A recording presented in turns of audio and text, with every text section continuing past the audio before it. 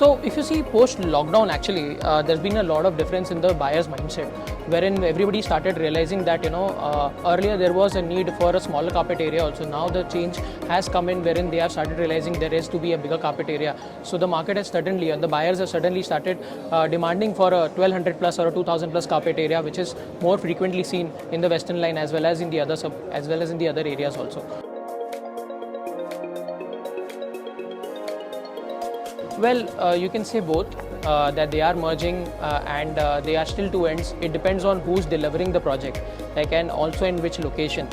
Although basically the ask of the buyer, as I already mentioned, is that they want a complete bouquet of everything under one roof, right? So more township projects, but at the same time they do not want to compromise on the carpet sizes also.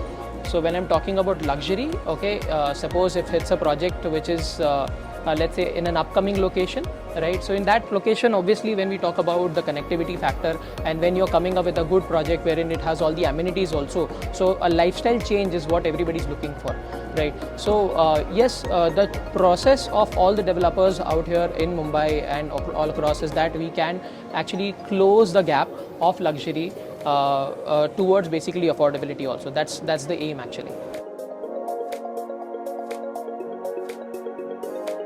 Well, what better than Mumbai? Okay, when we talk about connectivity, when we talk about location, if you see the Atal Setu, right, then the Samriddhi Marg, apart from that, the coastal road which is coming up, this is just about the growth path which has been observed. So earlier there were civilization which is to happen, and then basically the infrastructure is to get developed. Now it's reverse. Now since the infrastructure is getting developed, right, mostly all your civilization, your economic activities are going to boom out here. So Mumbai is getting more stronger, it's getting better, and obviously this is the biggest boom I can see.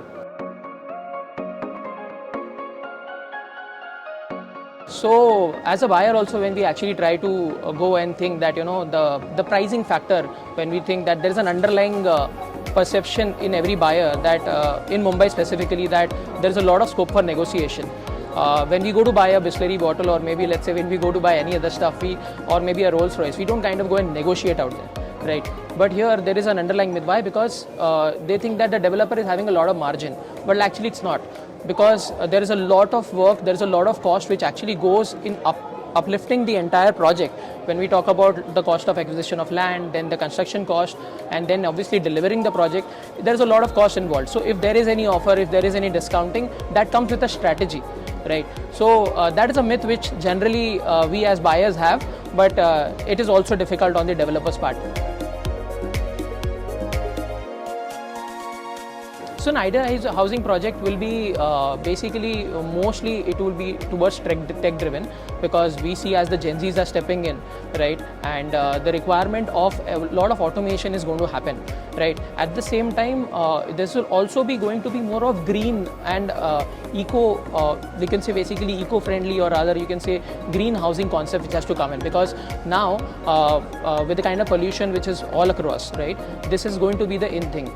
Right? When we see Miyawaki gardens being planted across, these are most of the initiatives that the developers are taking. This is with a very future perspective, because more of grounding and more of health awareness has actually come, wellness awareness has come in nowadays generation. So this is what we'll be looking forward to, that whether the building or the community is offering such kind of facilities or not.